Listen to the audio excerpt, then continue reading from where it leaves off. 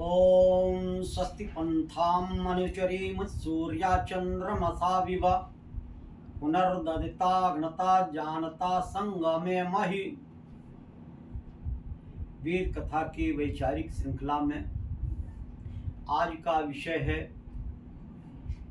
हम किन किन लोगों की संगति करें।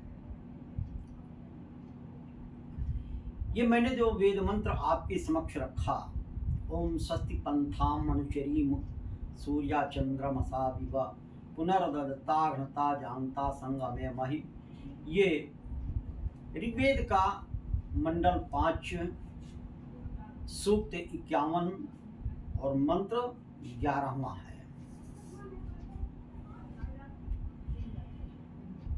ये मंत्र हमें बताता है कि हम कल्याण करना किससे सीखें और कैसे लोगों की संगति करें कि हमारा कल्याण हो। ओम स्वस्ति पंथाम अनुचरीम, हे ईश्वर, हम कल्याणकारी मार्ग के पथी, हमारा जीवन कैसा हो वो कल्याण में बीते, लोगों का कल्याण करते जाए। कैसे, किस तरह से कल्याण करें? सूर्या चंद्रमसा विवा, सूर्य चंद्रमा की तरह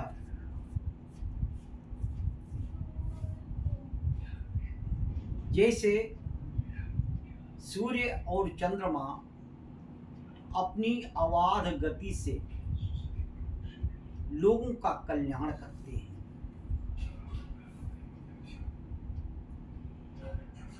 अवाध गति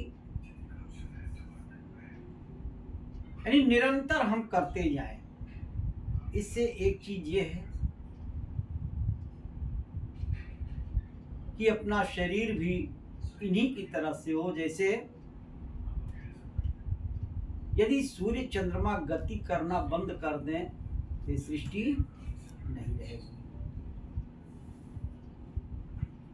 तो ऐसे ही हमारा जीवन हो, जैसे सूर्य चंद्रमा अवाध गति से निरंतर लोगों का कल्याण करते हैं, ऐसे ही हम भी अपने जीवन में कल्याण करना सीखें।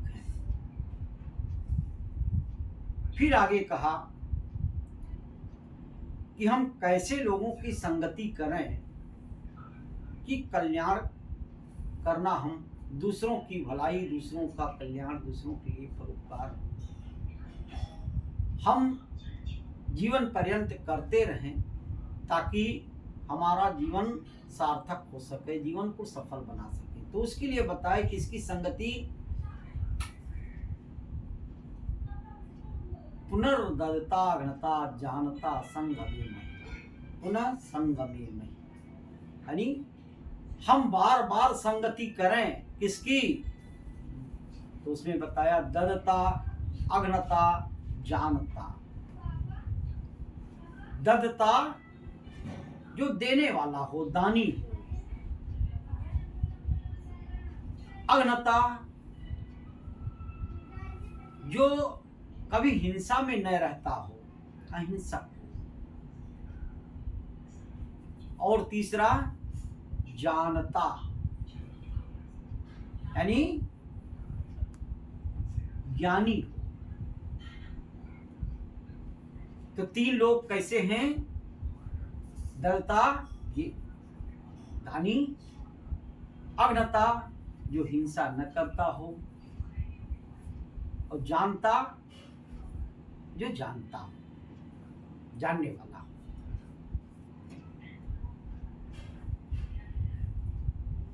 तो आइए पहले इनके बारे में समझें कि वो दानी, अहिंसक और ज्ञानी, इनके गुण क्या होते हैं, ताकि हम ऐसे लोगों की संगति करने में प्रीति रख सकें।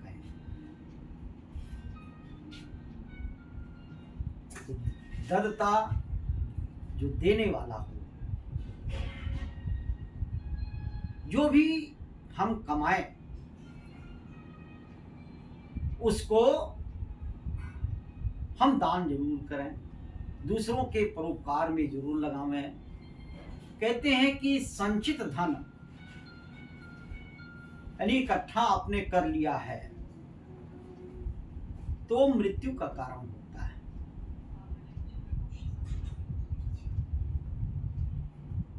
यानी आपके शत्रु भी हो सकते हैं जो आपके जो संचित धन है उसको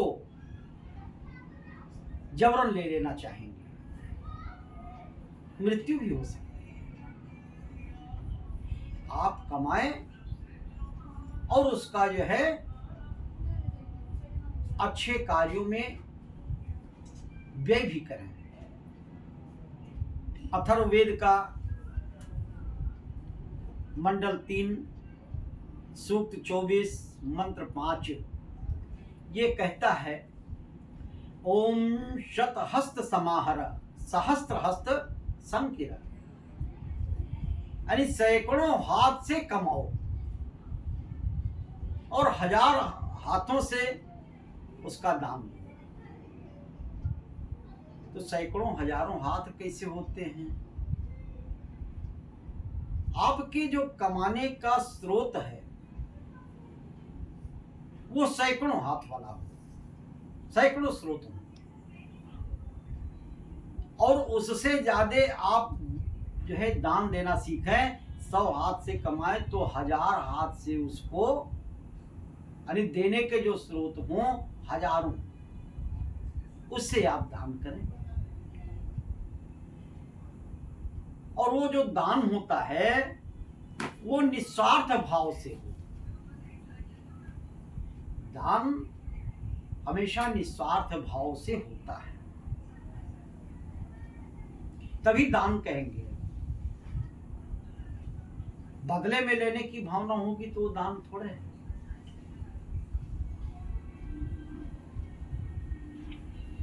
आया है, वृक्ष कबहु न फल भखै, नदी न संचय नीर, पर मारथ के कारणे साधुन धरा शरीर। वृक्ष कभी अपना फल नहीं खाता, वो दूसरों को देता है। नदी अपना जल स्वयं नहीं पीती, ये दूसरों के लिए है। परमार्थ के कार्य से ही साधु लोग साधु बनते हैं कि हम दूसरों के काम आए। ईश्वर से सीखें दान देना। कभी आपसे टैक्स लेते हैं, कभी कहते हैं कि ये पृथ्वी बहुत बोझ हो गई है, अब हम इस पृथ्वी को पलट देंगे। वो निस्वार्थ भाव से प्रकृति की चीजों को जो हमको दिया है भोग करने के लिए, ऐसे हम भी निस्वार्थ भाव से हम दान करें। यज्ञ की आहुति आप देते हैं, हमारा जीवन यज्ञीय होना चाहिए, क्योंकि यज्ञ से हम सुख और शांति लोगों को देते हैं। आहुतियां जो देते हैं ईंधन न मम के भाव से देते हैं। ये मेरा नहीं, किसके लिए मैं कर रहा हूं? जितने भी पशु पक्षी मनुष्य यानी जो भी जीवात्माएं हैं, उन सबके सुख शांति के लिए, उनको निरोगी रखने के लिए, उनको चिरंजीवी रखने के लिए मैं आहुति देता हूं। इधर नमम के भाव से आहुति देता हूं। मेरा जीवन यज्ञीय होना चाहिए, तभी हम जो है निस्वार्थ भाव से हम किसी को दान कर सकते हैं। और दान सुपात्र को देना चाहिए। स्वामी जी ने कहा, स्वामी दयानंद सरस्वती ने, कि दान जो है वो सुपात्र को देना चाहिए, यदि कुपात्र को चला गया तो जितना पुण्य का भागी उतना ही पाप का भी भागी आदमी को बनना पड़ेगा। आप ये जानते हैं कि ये आदमी शराब पिएगा और वो कह रहा हमको भूख लगी है, तो ऐसे आदमी को दान मत दीजिए। पुण्य से ज्यादा आपको पाप लग जाएगा यदि ऐसे व्यक्ति को, कुपात्र व्यक्ति को आप दान देते हैं। और दान के पश्चात जो है, जो चीज आप दान कर रहे हैं उस पर जो है आपका कोई फिर हक नहीं रह जाता। जैसे विश्वामित्र जी जाते हैं राजा हरिश्चंद्र के पास में और उनसे दान मांगते हैं। दान में क्या मांगते हैं कि हमको अपना राजपाट दे दो। हरिश्चंद्र जी बड़े दानी थे, उन्होंने राजपाट दे दिया। फिर उन्होंने कहा कि अब मुझे दक्षिणा दो। तो उन्होंने कहा, विश्वामित्र ने जो है राजा हरिश्चंद्र ने राजकोष में से निर्देश दिया, राजकोष में से लाके दक्षिणा दे दो। तो विश्वामित्र ने कहा जब राज्य मेरा हो गया तो दक्षिणा राजकोष से कैसे, वो भी तो मेरा है। तो दक्षिणा को देने के लिए राजा हरिश्चंद्र स्वयं डोम बने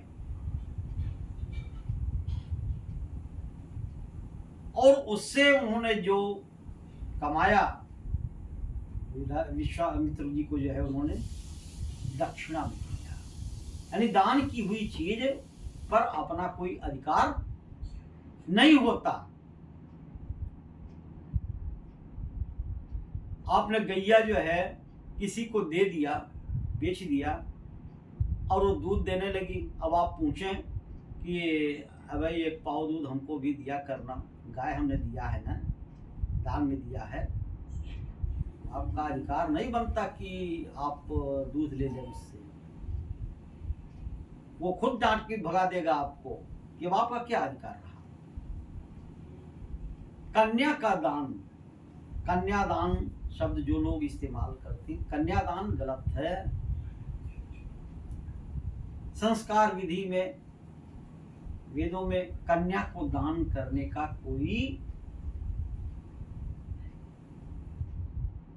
कहीं कोई विधान नहीं है, क्योंकि कन्या को दान करने के बाद आपका कोई अधिकार नहीं बनता। लेकिन ये अपना संविधान है कि अधिकार रहेगा, विवाह करने के बाद भी अधिकार रहेगा। तब ये दान कहां हुआ? तो कन्या का दान नहीं होता। कन्यादानम प्रदानम, कन्या आदानम प्रदानम इति कन्यादानम। कन्या का आदान प्रदान ही कन्यादान है,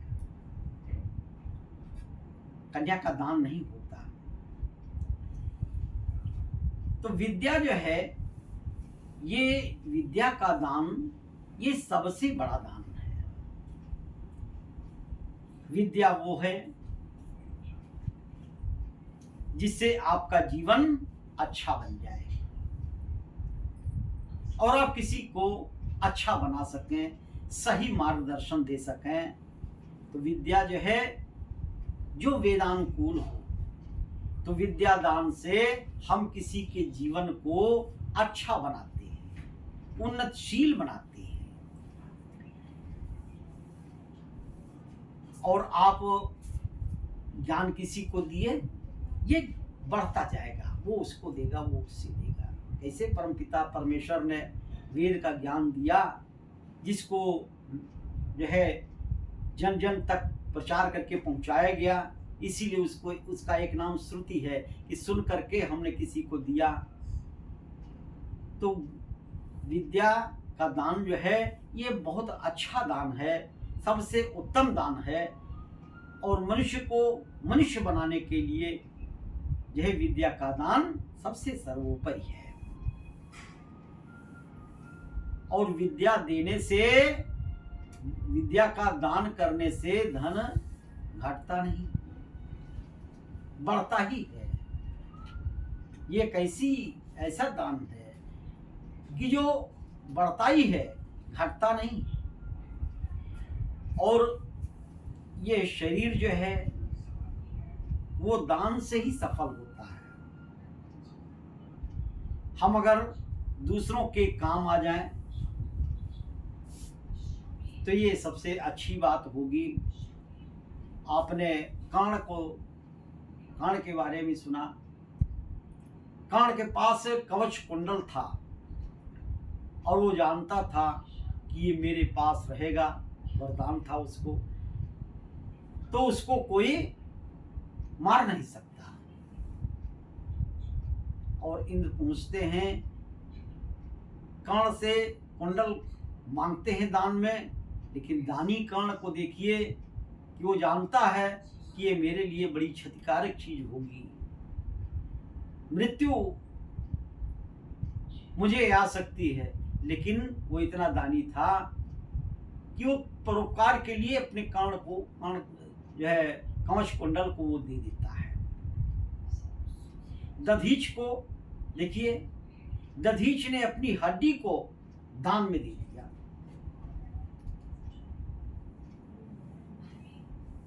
सीता जी दान के लिए रावण को अपनी सीमा से बाहर आकर के वो देती है। जब रावण ने कहा कि मैं बंधी हुई भिक्षा नहीं लेता, तो सीता जो है दान के महत्व को जानते हुए कि द्वारे आया याचक को हमें दान देना चाहिए, नहीं तो ये चला जाएगा, वो सीमा पार कर जाती है। तो ये शरीर जो है वो दान से ही सफल होता है। एक श्लोक आया है, श्रोतम श्रुते नैव न कुंडलेन दानेन पाणेन न तु कंकणेन विभाति कायः करुणा पराणम परोपकारेण न तु चंदनेन। यानी कान की शोभा जो है वेद आदि विद्याओं के सुनने से होती है, न कि कुंडल पहनने से।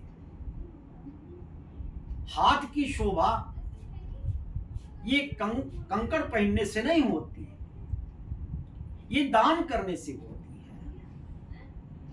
विभाति कायः करुणा पराणम, ये शरीर की शोभा जो है ये करुणा, दूसरों पर करुणा करने के लिए होता है, न कि जो चंदन लेपन कर दिया जाए तब इसकी शोभा बढ़ जाएगी।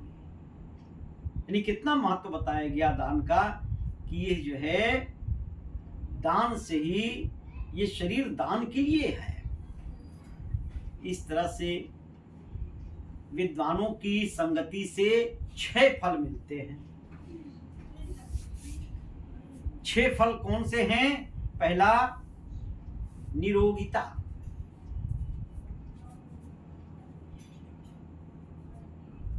वो अपने शरीर को जानता है, शरीर के विज्ञान को जानता है। विद्वान जो है वो योगी होता है, योग बल से अपने शरीर को अच्छा रखता है। क्या खाना चाहिए, क्या नहीं खाना चाहिए, वो जानता है।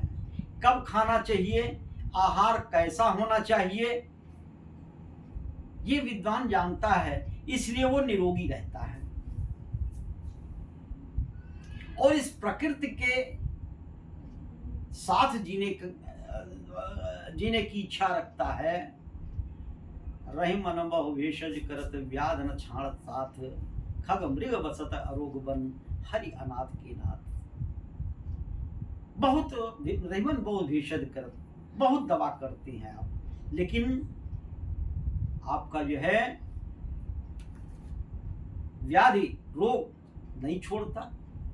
वही देखिए जो पशु पक्षी हैं वो निरोग रहते हैं, वो केवल ईश्वर ने जो दिया है उसी के आधार पर। उसी के अनुकूल वो रहते हैं, उनका आहार विहार होता है। तो विद्वान जानता है मुझे कैसे मेरा आहार विहार, मेरा जीवन कैसा होना चाहिए, इसलिए वो निरोगी है। आस्तिकता, विद्वान में आस्तिकता होती है, क्योंकि विद का मतलब ही ज्ञान होता है, विद धातु से ज्ञान है। तो उसको विद्या मिला हुआ है, उसको शिक्षा मिला हुआ है, जीने की कला मिला हुआ है, तभी तो विद्वान है। और वो जो आस्तिक होगा, ईश्वर में विश्वास करेगा, वही जो है ज्ञान को प्राप्त कर सकता है। और जो नास्तिक होगा उसको ज्ञान से कोई मतलब नहीं, शास्त्रों से मतलब, वेद से मतलब, ग्रंथों से मतलब, वो आस्तिक कोई होता है। तो विद्वान आस्तिक होता है। और विद्वान जो है वो सत्कर्म करने की रुचि रखता है, अच्छे कार्यों में उसकी प्रवृत्ति होती है, बुरे कार्यों में वो नहीं जाएगा। उदारता होता है, उदारता। विद्वान अपने ही लिए नहीं, ये सबके लिए जीते हैं। और जो सबके लिए जिएगा उसमें उदार भावना रहेगी। पांचवा है सदाचार, उसका आचरण अच्छा हुआ, सद आचरण, अच्छे आचार विचार वाला होगा। जो विद्वान होता है वो स्वाध्याय संगति से वो अच्छे आचार विचार का होता है, सदाचारी होता है। छठवां, पाप से अप्रीति, पाप के कार्यों में वो नहीं रहेगा, क्योंकि वो दूसरों का कल्याण ही चाहता है। विद्वान सबसे प्रीति, उसकी प्रीति सबसे होती है, मनुष्य ही नहीं, पशु पक्षियों से भी प्रीति होती है। पक्षियां बड़े प्यार से आती हैं, आप दाना डाल दीजिए, देखिए पक्षियां चू चू करती आती हैं। बस उनको ये जानकारी हो जाए, आश्वस्त हो जाए कि मुझे मारेगा नहीं, खिलाएगा, आपके सिर पे आके बैठ जाएंगे। तो दानी व्यक्ति के ये 7 फल हैं विद्वानों की संगति करने से, जो आपको मैंने बताया। तो ऐसे दानी लोगों का साथ हमें करना चाहिए यदि अपने जीवन को अच्छा बनाना है। पुनर्दता अघ्नता जानता संगमे मही। तो ये तो हमने दानी की बात बताई, ददता, अघ्नता, अहिंसक। अब अहिंसक के बारे में सुने कि उसका साथ क्यों करना चाहिए, क्या गुण होते हैं अहिंसक के। अहिंसक यानी जो हिंसा कार्य में न रहता हो। अहिंसा परमो धर्म, अहिंसा सबसे बड़ा धर्म है। हमें अपने साथ, धर्म का मतलब हमें जो अपने साथ रखना चाहिए, जिसको इष्ट मानना चाहिए, जो मेरा धर्म है, उसको कहते हैं धर्म। जो मेरा स्वभाव है। तो अहिंसा जो है यानी दूसरों पर हिंसा न करना, ये हमारा सबसे बड़ा धर्म है। और धर्म के 10 लक्षण बताए गए हैं। वो धर्म के 10 लक्षण क्या हैं? धृति, क्षमा, दमो, अस्तेयम, शौचम, इंद्रिय निग्रह, धीर, विद्या, सत्यम, अक्रोधो, दशकम धर्म लक्षण।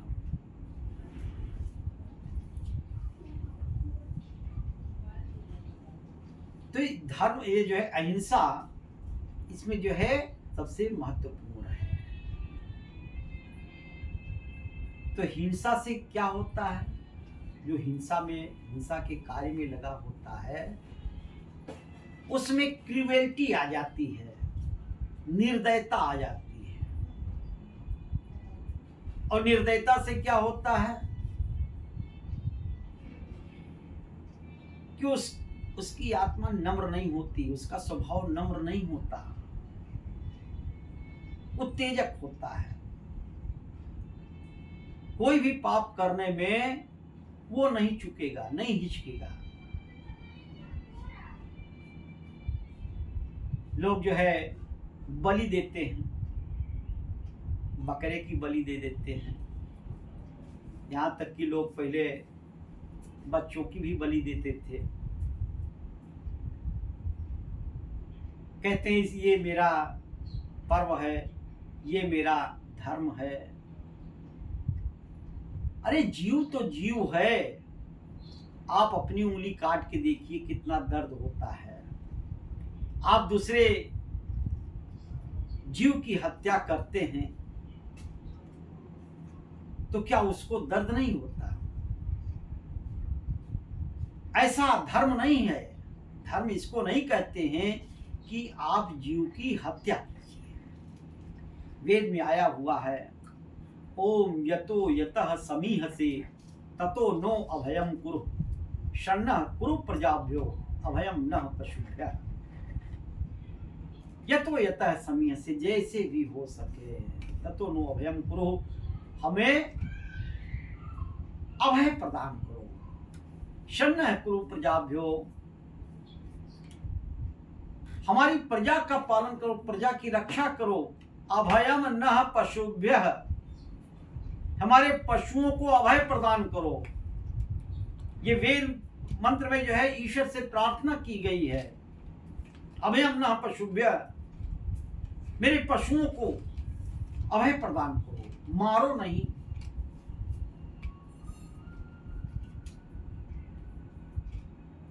वेद में आया हुआ है, यजमानस्य पशून् पाहि, हमारे यजमानों के पशुओं की रक्षा करो। ये ईश्वर से हम प्रार्थना करते हैं। तो ये धर्म नहीं है, ना ही धर्म का लक्षण है। हमें किसी को सताना नहीं चाहिए। हिंसा हमसे कोसों दूर होनी चाहिए। लोग जीव को मार करके जो है कहते हैं मेरा भोजन है। बिल्कुल नहीं। मनुष्य शाकाहारी जीव है। मनुष्य की जो संरचना है वो शाकाहारी है। उसके जबड़े देखो, उसकी नाखून देखो। एक बिल्ली को देखो, हमने देखा कि जा रही थी, एक चिड़िया जो है चोंच मार के उसके पीठ पे उड़ गई। 2 बार चोंच मारा, तीसरी बार तो पलट करके उस चिड़िया को पकड़ लिया और चट से खा गई। क्या मनुष्य ऐसा कर सकता है? मनुष्य किस तरीके से करता है? उसको काटता है, धोता है, साफ करता है, उबालता है, उसमें तेल मसाला लगाता है, तब वो खाता है। इसका मतलब वो जबरदस्ती खाता है। और मांस खाने से ताकत नहीं मिलती, शक्ति नहीं मिलती। शक्ति का मापदंड हॉर्स पावर है, अश्व शक्ति। अश्व क्या खाता है? घोड़ा क्या खाता है? भूसा दाना, मांस नहीं खाता। यदि मांस खाने से ताकत होती है तो शक्ति का मापदंड लायन पावर होता, टाइगर पावर होता। तो हमें मांस नहीं खाना चाहिए। जीव हत्या करके हमें मांस को नहीं खाना चाहिए। और अज्ञानता के कारण ही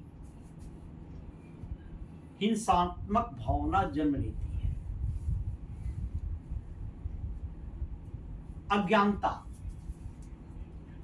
हम किसी साधु सज्जन का साथ नहीं करेंगे, विद्वानों का साथ नहीं करेंगे, अहिंसक का साथ नहीं करेंगे।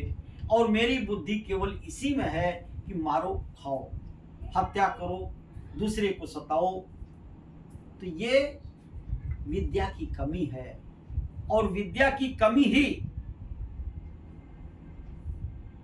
ये हिंसा को जन्म देता है।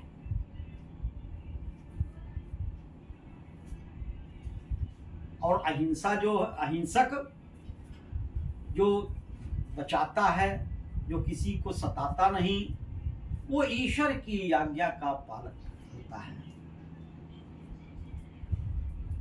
यानी उसका मन इतना नम्र होता है कि वो अच्छे ही कार्य करता है, और अच्छे कार्य करने वाला ईश्वर की शरण में जरूर जाता है, और ईश्वर का ज्ञान उसको जरूर मिलता है। इसलिए अहिंसक ईश्वर की आज्ञा का पालक होता है। और अहिंसक में जो है, हिंसा नहीं करता, उसमें उत्साह यानी अच्छे कार्य करने के प्रति उसमें उत्साह पैदा होता है। निर्भयता, वो कभी किसी से डरता नहीं, क्योंकि वो जानता है मैं अच्छा हूं, ईश्वर मेरी मदद करेगा। उसको वो निर्भय होता है। और आनंद यानी ईश्वर के ज्ञान की तरफ हो जाता है, ईश्वर की शरण में जाता है, तो आनंद की प्राप्ति होती है। और अहिंसक व्यक्ति जो है ये सब का प्रिय होता है। अहिंसक व्यक्ति सब का प्रिय होता है।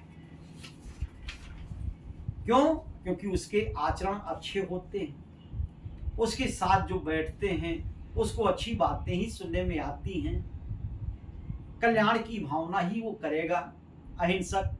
इसलिए जो है वो सबका प्रिय होता है।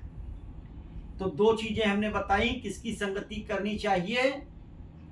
ददता ज्ञानी, अघ्नता अहिंसक, और जानता। तो अब जानता के बारे में यानी जो ज्ञानी है उसके बारे में मैं बताऊंगा आपको।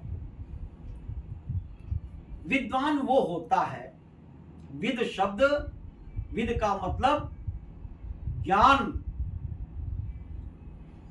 और वो ज्ञान क्या है? ईश्वर ने 4 वेद के रूप में हमको ज्ञान का संविधान दिया। तो विद्वान वो है जो वेद वाला हो, विद्वान जो वेद का ज्ञान रखने वाला हो, उसको हम विद्वान कहते हैं।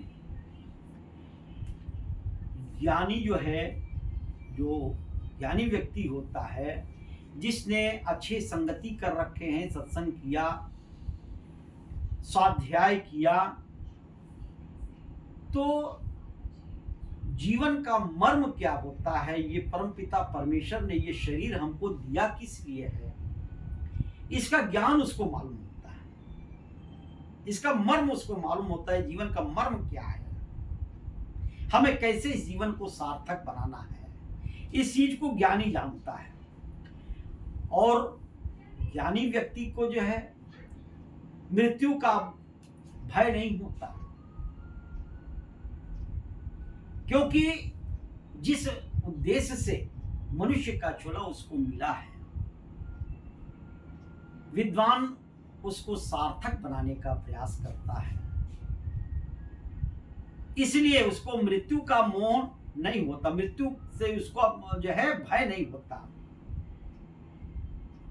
राजा जो है, राजा सिर्फ अपने देश में पूज्य होता है, धन दौलत वाला होता है। विद्वान के पास धन दौलत तो होता नहीं, जो कमाया वो परोपकार में लगा दिया। राजा जो है सिर्फ अपने देश में पूज्य होता है, लेकिन विद्वान सर्वत्र पूज्यते, विद्वान सब जगह पूज्य होते हैं। वो विदेश में भी जाएगा, वहां भी अगर वो अच्छी बातें, विद्या की बातें, लोगों के कल्याण की बातें वो सुनाएगा, वो पूज्य हो जाएगा। और ज्ञान से ही जो है बुद्धि, आत्मा ये शुद्ध होती है। आत्मा का भोजन क्या है? ज्ञान। ज्ञान से ही वो उसकी आत्मा पवित्र होती है, शुद्ध होती है, और विद्या का कभी नाश नहीं होता। परमपिता परमेश्वर ने विद्या क्या है? जो ईश्वर ने वेद के रूप में दिया। वेद ज्ञान इसका नाश नहीं हुआ, क्योंकि ये ईश्वरीय वाणी है और ईश्वर ने दिया तो इसकी सुरक्षा संरक्षा के लिए जटा शिखा माला तपा दंडा आचार रेखा 8 तरीके उसके पाठ करने के दिए, और कैसे वो पढ़ा जाएगा, लिखा कैसे जाएगा, उसका जो है उन्होंने दिया स्वरित उदात अनुदात, कौन सा शब्द कौन सा अक्षर कितना खींच के देना है, बोलना है, इस चीज को सुरक्षित संरक्षित करने की विधा दिया, ज्ञान दिया परमपिता परमेश्वर ने, वेद का ज्ञान दिया तो उसको सुरक्षित संरक्षित रखने का भी जो है उसने कार्य किया। इसीलिए ज्ञान का कभी जो है, विद्या का कभी नाश नहीं होता, और विद्वान जो है वो सत्य का ही ग्रहण करता है, असत्य का नहीं। यानी विद्वान जो होगा, जो ईश्वरीय ज्ञान पे चलेगा, वेद के ज्ञान पे चलेगा, उसको सत्य का ही ग्रहण करना है, असत्य का परित्याग उसको करना है। अब ज्ञान को आप कैसे जो है उसकी परीक्षा लेंगे कि ये ज्ञान सत्य ही है, आइए देखते हैं। सत्य ज्ञान वो होगा जो वेदानुकूल होगा, वेद के सिद्धांत पर होगा, वो सत्य ज्ञान है, क्योंकि वो ईश्वरीय ज्ञान है। और दूसरा, सृष्टि नियम के अनुकूल होगा। अब कोई कहे कि सुई में से हाथी निकल जाएगा, अज्ञानी कहेगा बस ईश्वर चाहे तो भी निकल गए। भाई सुई कहां हाथी कहां? सृष्टि नियम के अनुकूल, जैसे हमारे मुस्लिम भाई कहते हैं पृथ्वी चपटी है। अब ये भूगोल खगोल विद्या के विपरीत बातें हैं, ऐसी चीज को असत्य मानना चाहिए। तीसरा, आप्त वचन, जिसने जीवन पर्यंत वेद आचरण किया हो, शुद्ध ज्ञान का उसने जो है अनुकरण किया हो, अनुसरण किया हो, उस पर चला हो, अपने जीवन को अच्छा बनाया हो, जैसे भगवान राम, भगवान कृष्ण, स्वामी दयानंद सरस्वती, ये आप्त पुरुष हैं। इन्होंने जो हमें शिक्षा दिया उसको तो हमें नींद जो है आंख मूंद कर स्वीकार करना चाहिए। आप्त पुरुषों के वचन को सत्य मानना चाहिए। और चौथा है आत्मा की पवित्रता, जिससे आपकी आत्मा पवित्र हो जाए, जिस ज्ञान से आपकी आत्मा पवित्र हो जाए उसको जो है हम सत्य समझ करके धारण कर लें। ये सत्य ज्ञान की परीक्षा है। तो ये ज्ञानी विद्वान के बारे में हमने बताया। तो ऐसे व्यक्तियों का हमें बार बार संगति करनी चाहिए। कैसे? लोगों की अग्नता, ददता अग्नता जानता, पुनः संगमे, मैं बार बार संगति करनी चाहिए। किसकी? ददता दानी, अग्नता अहिंसक, और जानता यानी ज्ञानी। इन तीनों के बारे में हमने बताया। ऐसे लोगों की हम संगति करेंगे तो जो है हमारे जीवन का कल्याण होगा। हम स्वस्ति पंथाम अनुचरण, स्वस्ति पंथाम अनुचरीम, हम कल्याणकारी मार्ग के पथिक होंगे। हमारा जीवन जो है ये सबके कल्याण के लिए होगा। अपने जीवन को अच्छा बनाए और सभी लोगों के बीच में प्रिय रहें, सबका कल्याण परोपकार करते हुए इस जीवन को हम सफल बनावें, ताकि हम जो है परमात्मा ने हमको जो ये उत्कृष्ट मानव तन दिया है हम इसे सार्थक कर सकें। इसी के साथ अपनी वाणी को विराम देता हूँ। इत्योम शम।